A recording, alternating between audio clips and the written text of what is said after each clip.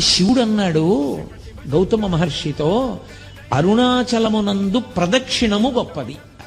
అరుణాచల ప్రవేశమునకు ముందు, అరుణాచల ప్రవేశము తరువాత అని జీవుడికి విభాగం చేస్తారు.